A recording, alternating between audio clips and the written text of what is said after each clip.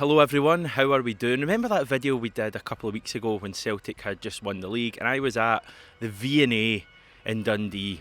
Well, today you may already be able to tell we're continuing the journey of landmarks in Scotland and I'm taking this very seriously. Today I am at the Kelvin Grove Art Gallery and Museum. An art gallery and museum in Glasgow. It reopened in 2006 after a 3-year refurbishment and since then has been one of Scotland's most popular visitor attractions. The museum has 22 galleries, housing a range of exhibits including Renaissance art, taxidermy and artefacts from ancient Egypt, and that is all taken from Wikipedia, of course. Now, if you're still with us, I'm assuming a lot of you will have turned off at this stage. The reason why I'm here in Glasgow and in the West End, to be specific, is because there's an event on today. It's the 75th annual Glasgow Taxi Outing Fund trip to Troon. Today, over 300 children with additional support needs will be chauffeured down to the Ayrshire coast to Troon. Ayrshire is absolutely amazing. God's earth, we call it. Well, I call it that anyway, because I'm from there, for a special day filled with bouncy castles and ice cream. And I'm assuming some jelly as well. Couldn't resist that dig. So why am I actually here? Well, one, it's a nice day, as you can tell. It's absolutely beautiful in Glasgow. It's always like this here. If you've never been to Scotland, this is basically the weather 365 days of the year. So that's one reason. Reason two is that the Celtic Foundation are here and about to present a £7,000 donation to Glasgow Taxi Outing Fund. Now, Celtic Club ambassador Tom Boyd will be here and I should get a chance to speak to him later on. I'm going to ask him about today, but also about Celtic, Ange Postecoglou and the Champions League next season. Before we do all of this stuff, and I really do appreciate it if you're still with us, we are going to do the normal video. The reason you probably clicked on this video to find out exactly what is happening at Celtic right now.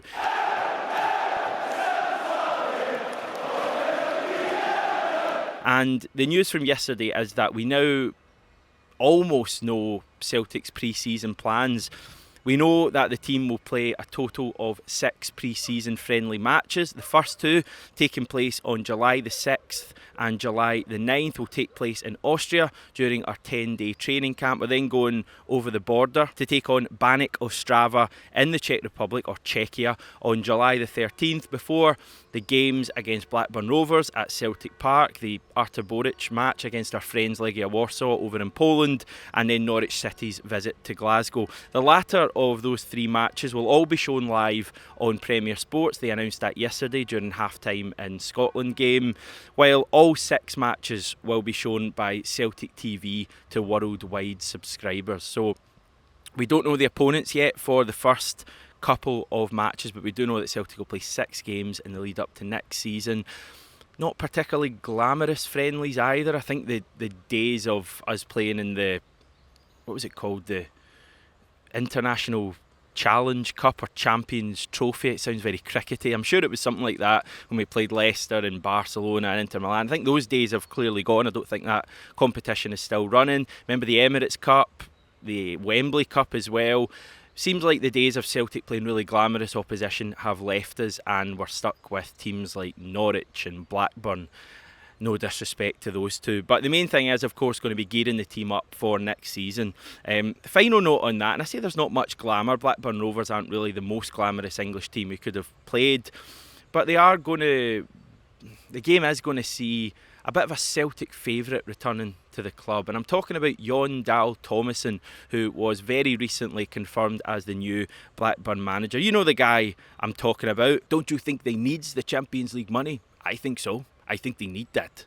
That is my best Jon Dahl Tomasson impression. I just hope he gets the hero's welcome that he deserves when he comes to Celtic Park as the manager of Blackburn. Now, on the subject of new, I suppose, Scandinavian managerial appointments, Ronny Deila has been announced as the manager of Standard Liège. They're a Belgian team, one of the biggest teams in Belgium, but they had a bit of a disaster campaign last year.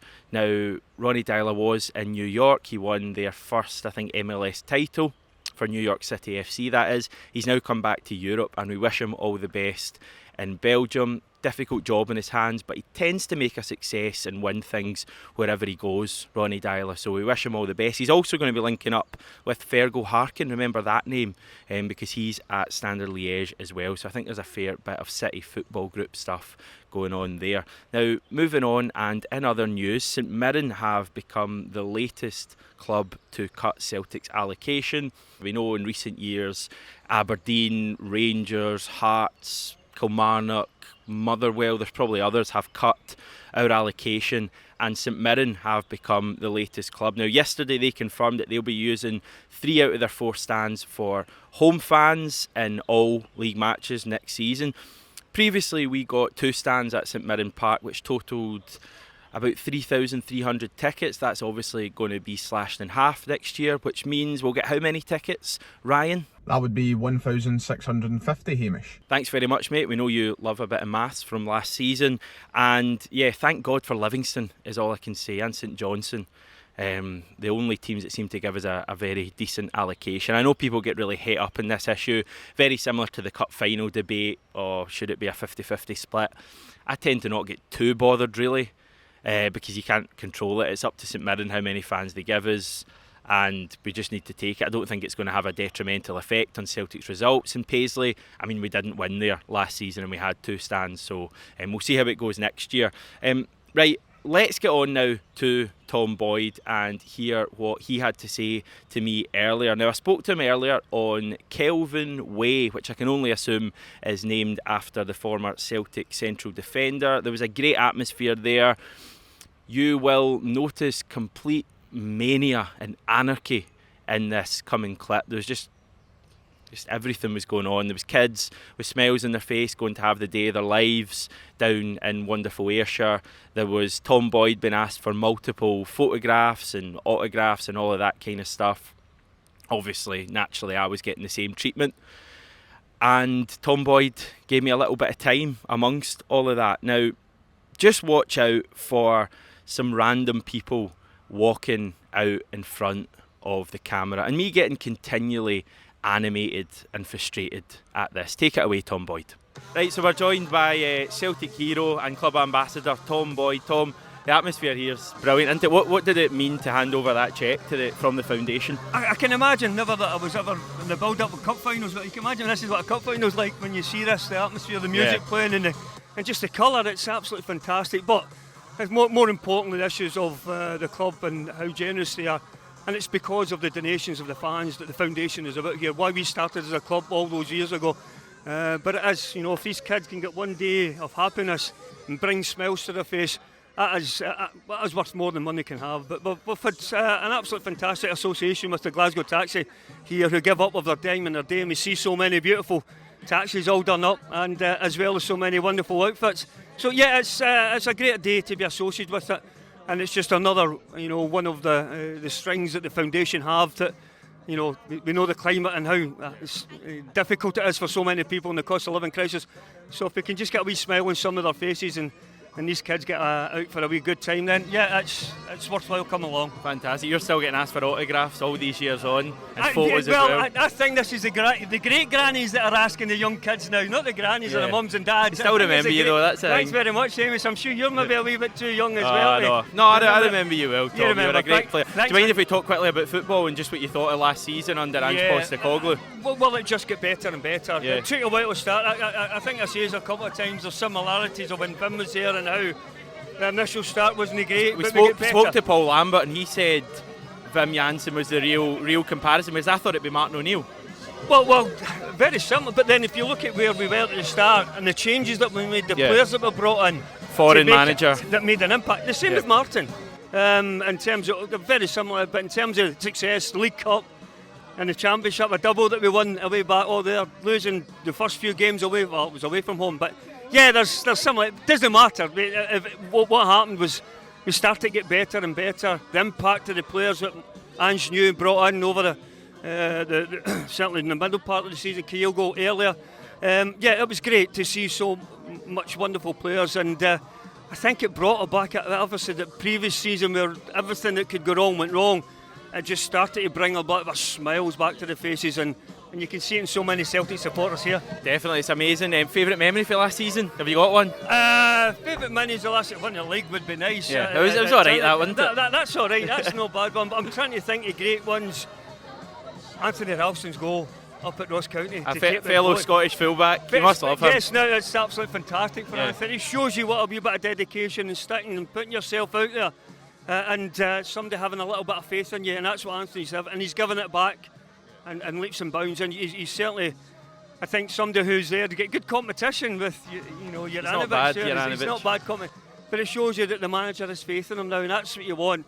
We need a squad, and you need a squad for players that can come in, even the ones that you wouldn't say as our regular starters, to come in and help perform, and certainly we've got quite a few. The squad has certainly developed over the year. And just finally, next season, Champions League nights back, you must be buzzing for that. Yeah, it's what Celtic Park is geared for, and we want to see that, as so many of the best players in the world have said and stated that Celtic Park is the best ever place to come and experience a game. We're getting that back again, and hopefully we'll get some of the best players again, and we can put on a show now, because we did have a fantastic record at home in the Champions League. We need to get that. I never made it into the Champions League proper. I made the qualifier. I got us there, but I got injured. But anyway, that's another story. I don't want to moan about that, get my violin out.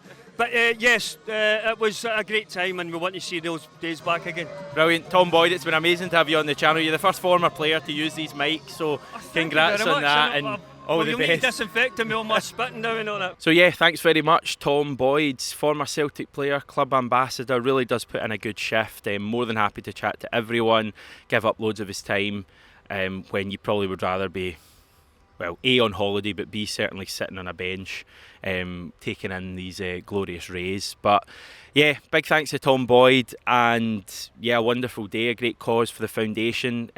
This has been going on for about 75 years, well, exactly 75 years. The foundation have been involved for around 20 of those years. They've given away around £170,000 to the fund, and it's just great work from Celtic. We don't really talk about the foundation enough on this channel, so I felt that today, just while it's the summer and for a bit of variety on the channel, we would do that, while giving you your usual update as well. Thanks everyone for tuning in. We will be back tomorrow. We're hoping Celtic are going to have some transfer news for us very soon. We'll probably save that up and maybe do it tomorrow or later in the week. Remember, Friday we've got the fixtures coming out. We will do something special on that for you as well. So it's all go here. All we need is maybe a wee signing or two Celtic. We'll speak to you tomorrow.